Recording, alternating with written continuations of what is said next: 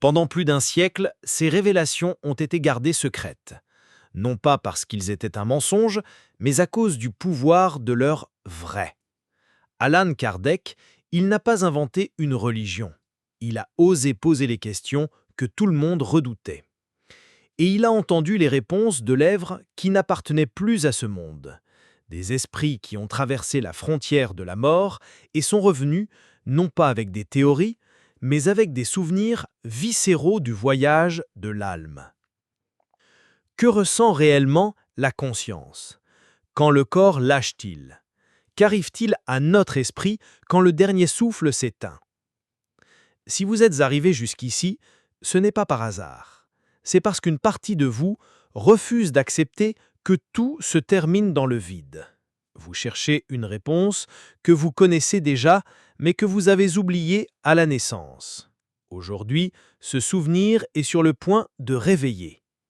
Ce que vous allez entendre n'est pas un simple récit, c'est une carte du moment le plus sacré et le plus redouté de l'existence, basée sur les histoires qui ont secoué le monde matériel. Préparez-vous, car, vrai, ce qui a été murmuré dans le monde spirituel, aujourd'hui, parlera directement à votre cœur.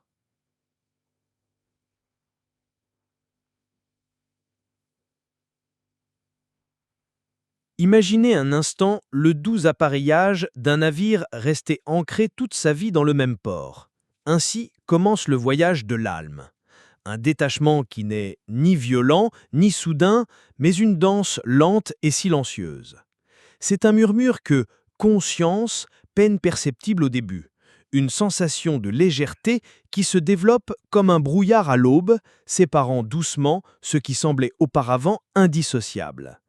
Dans cet état de présence suspendue, le corps devient un écho, une carte déjà parcourue, tandis que l'esprit commence à se souvenir du langage de l'infini. Il n'y a aucune précipitation dans cette transition. C'est un art ancien, une libération qui respecte le temps de chaque feuille qui tombe de l'arbre. Le lien qui unit l'esprit avec la matière devenant de plus en plus ténu, non pas par la force, mais par une compréhension profonde que l'encre n'était jamais la destination, mais seulement un point de départ pour une nouvelle évolution et une possible réunion. C'est la première étape de la réveillez-vous à un vrai, beaucoup plus large. À mesure que les liens terrestres se relâchent, la conscience ne s'éteint pas. Au contraire, il s'étend comme un univers naissant en lui.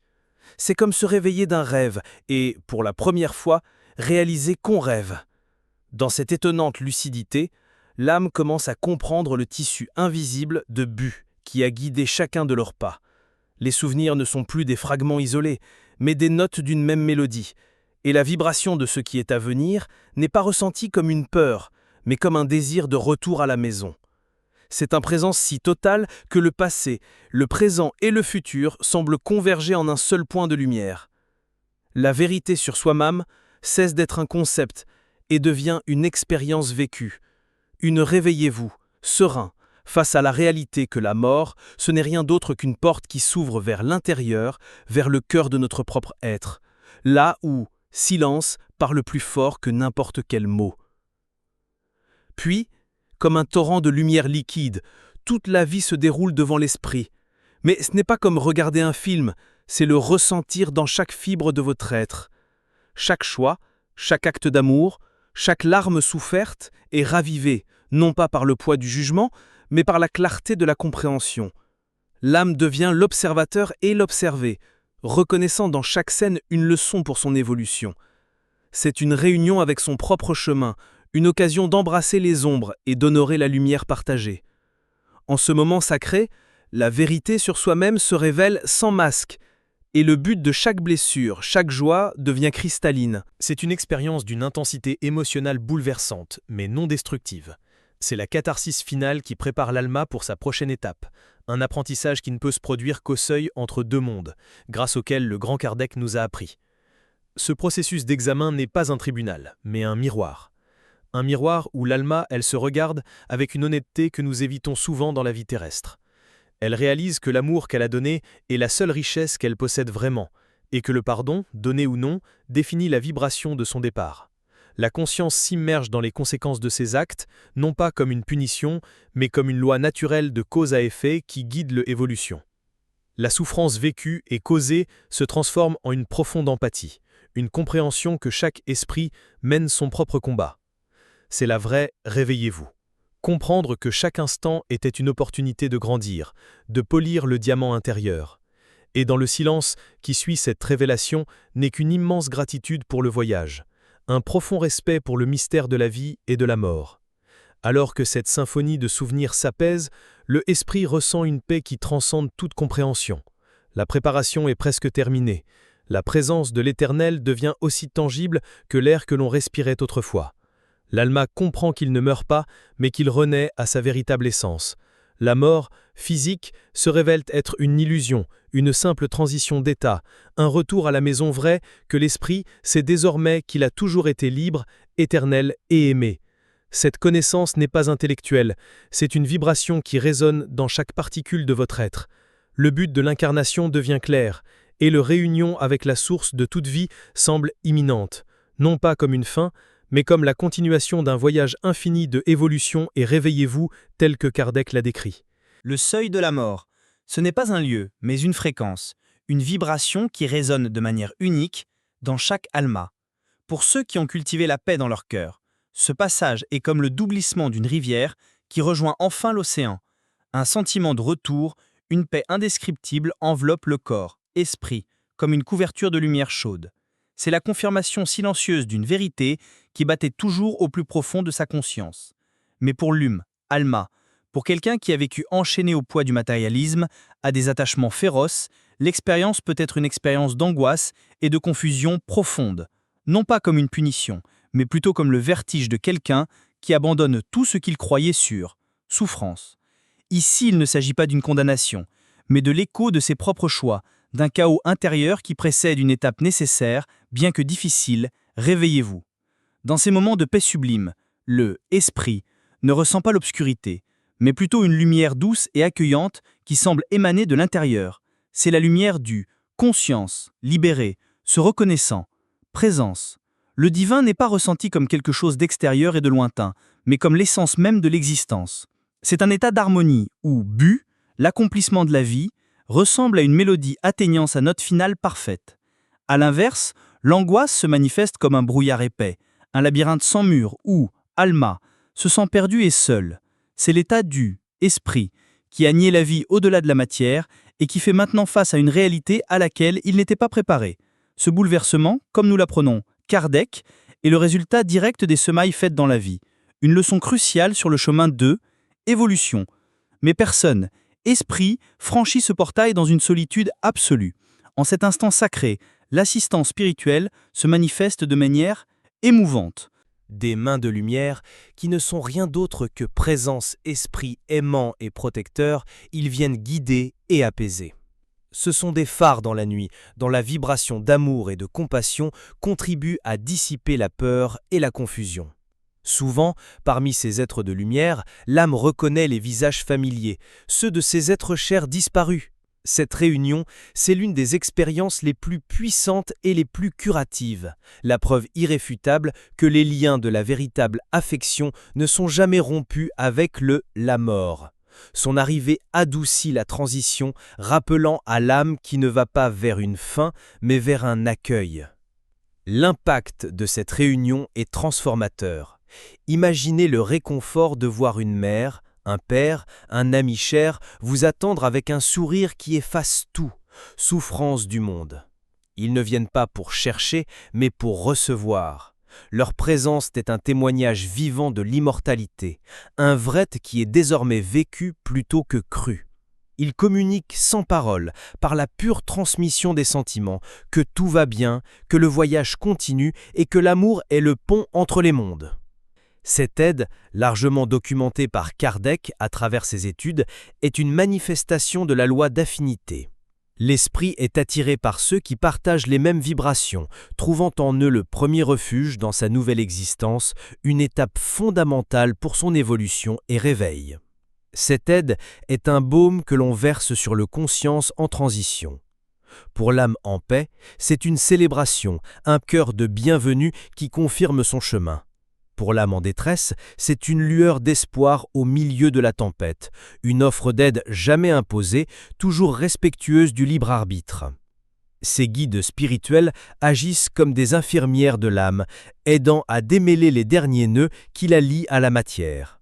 Chuchotant dans le silence de l'esprit les vérités oubliées sur votre but et leur demeure éternelle. Ils sont la preuve que même dans les heures les plus sombres de la vie, la mort, la miséricorde divine est présente, offrant à chacun, sans exception, la possibilité de poursuivre son évolution et retrouver le chemin de la lumière. Une fois le dernier ruban d'argent lâché, une lucidité bouleversante inonde le conscience de l'esprit. C'est comme si un voile dont nous ignorions l'existence se levait de nos yeux. Dans cet instant de pur réveillez-vous, le but de la vie qui vient de s'achever se révèle non pas comme une énigme, mais comme un poème parfaitement rimé. Chaque joie, chaque larme de souffrance, chaque rencontre s'illumine d'un sens nouveau, s'inscrivant dans la grande tapisserie de l'évolution de l'Alma. Le VRAE, ce n'est plus quelque chose que l'on recherche, mais quelque chose que l'on respire. L'esprit comprend avec une clarté impressionnante pourquoi il a vécu ce qu'il a vécu, et la gratitude pour chaque leçon apprise devient la vibration dominante de son nouvel état de présence. Et puis, au milieu de cette nouvelle clarté, le miracle le plus attendu se produit, la réunion. Les figures de lumière qui nous ont autrefois offert leur aide se révèlent pleinement. Ce sont les visages aimés, les âmes compagnes qui nous ont précédés sur le chemin du retour. L'émotion qui emplit l'esprit est d'une profondeur qu'aucun mot humain ne peut décrire. C'est une fusion de joie, de soulagement, et d'un amour si pur qu'il dissout tout résidu de douleur terrestre. Cette réunion, ce n'est pas seulement une salutation, c'est une reconnaissance d'Alma à Alma, une confirmation que la mort n'était jamais une véritable séparation. Dans l'étreinte de ces présences bien-aimées, l'esprit se sent enfin complet, comprenant que le but le plus élevé de l'existence est, et a toujours été, l'amour qui nous unit. Avec cette nouvelle paix ancrée dans le cœur, l'Alma se retourne souvent et observe ce qu'il a laissé derrière lui. Avec une attitude d'acceptation sereine, il perçoit son propre corps physique, désormais inerte, comme un vêtement ayant rempli sa fonction. Il n'y a ni horreur ni attachement dans cette vision, mais un tendre désintérêt, la compréhension que cette enveloppe n'était pas sa véritable identité. L'esprit flotte dans le silence, observant l'environnement, les réactions des proches qui pleurent leur disparition. Une nouvelle forme de compassion naît, un désir de leur murmurer à l'oreille que la vie continue, que la mort, c'est juste un changement de pièce. Cette vision, si bien décrite dans les œuvres de Kardec, est une partie cruciale du processus de détachement et de plénitude pour les esprits qui se réveillent à la nouvelle réalité. De ce nouvel état de présence, le monde physique est perçu d'une manière complètement différente. Il paraît plus dense, ses couleurs plus ternes, ses rythmes plus lents. L'esprit peut désormais ressentir les émotions de ceux qui restent, non pas par leurs gestes, mais comme une vibration palpable dans l'atmosphère. La souffrance de leurs proches est réelle et respectée, mais la conscience développée à partir du âme voit désormais dans le contexte plus large de son propre évolution et but.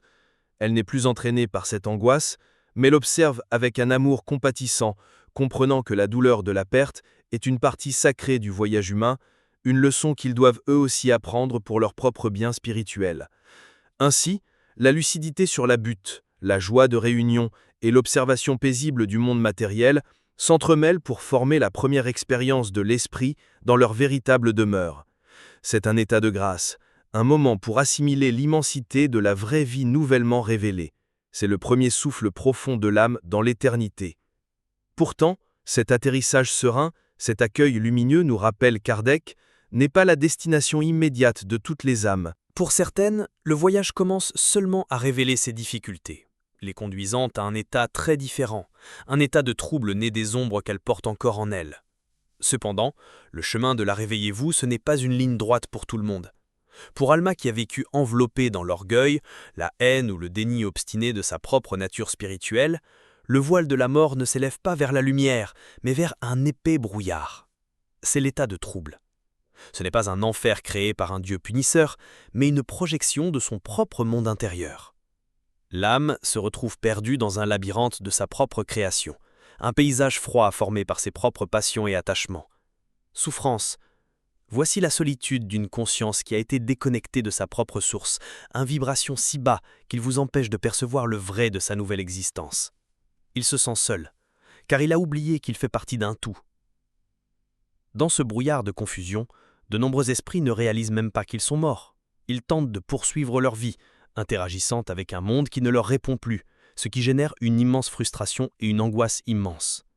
C'est comme crier dans une pièce où personne ne peut vous entendre, piégé dans un silence qui est, en réalité, l'écho de sa propre déconnexion.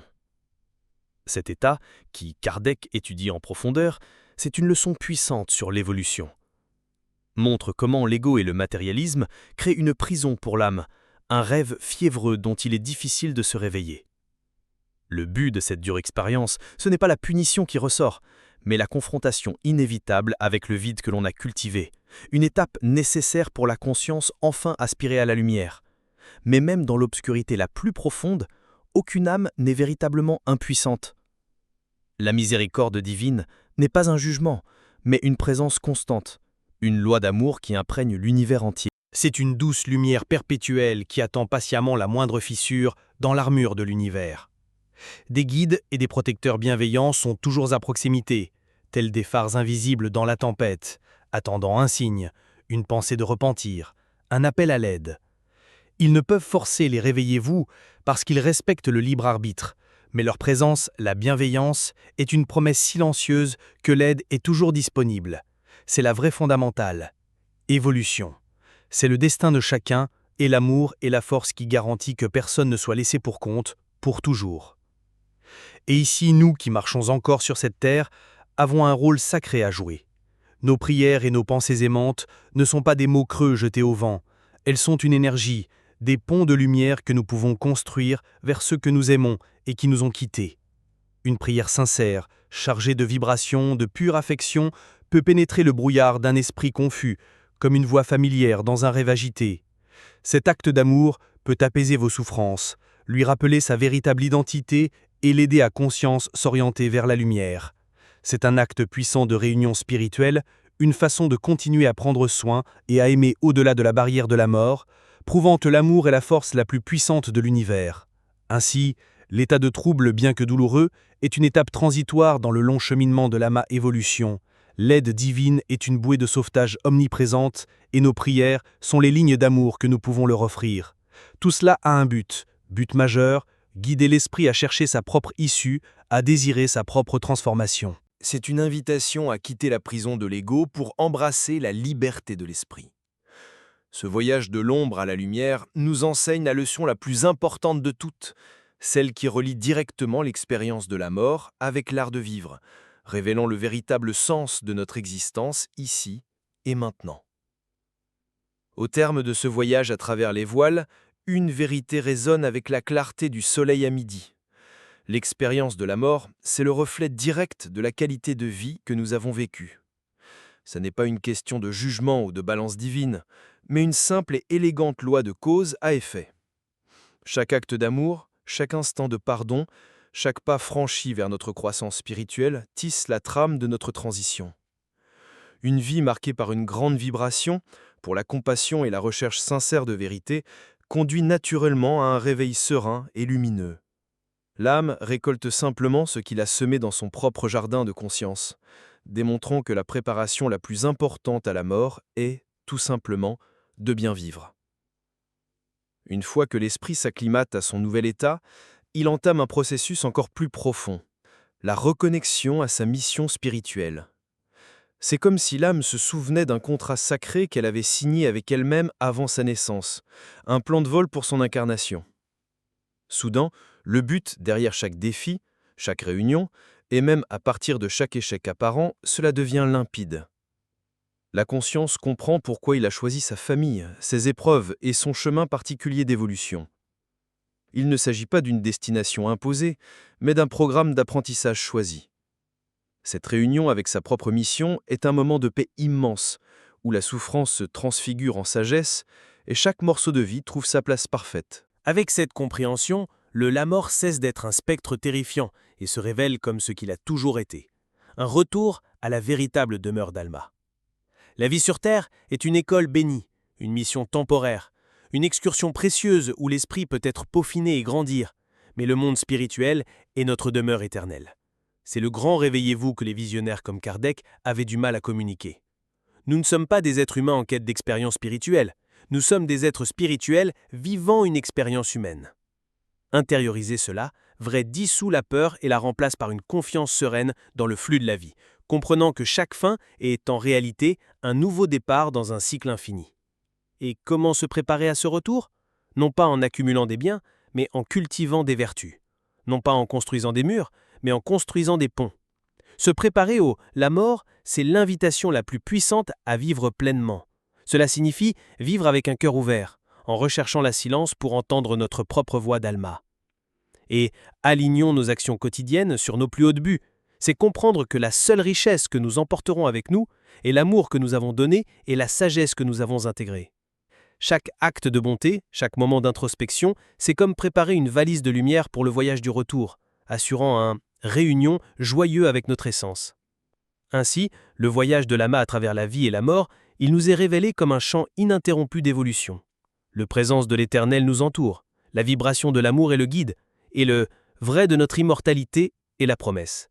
La souffrance trouve son but, il se révèle ses secrets, et le réveillez-vous dans votre attente, conscience prête à ouvrir les yeux. La dernière leçon que l'Esprit Zérépé nous a laissée est simple et profonde.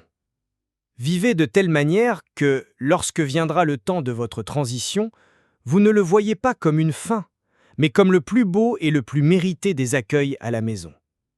Et maintenant que le voile a été un peu levé, je vous demande doucement, quelle partie de votre Alma vous avez l'impression de vous en souvenir? Si ce message a touché une corde sensible dans votre cœur, esprit, laissez un commentaire. Parfois, la vérité que nous partageons à voix haute est la même chose qu'une autre avait besoin d'entendre pour son propre réveil. Abonnez-vous si vous sentez qu'ici, votre Alma a trouvé un mot qu'il connaissait déjà. Et si vous vous demandez comment aider les âmes qui sont parties dans un état de souffrance, ne manquez pas notre prochaine rencontre où nous explorerons le pouvoir de la prière comme pont de lumière.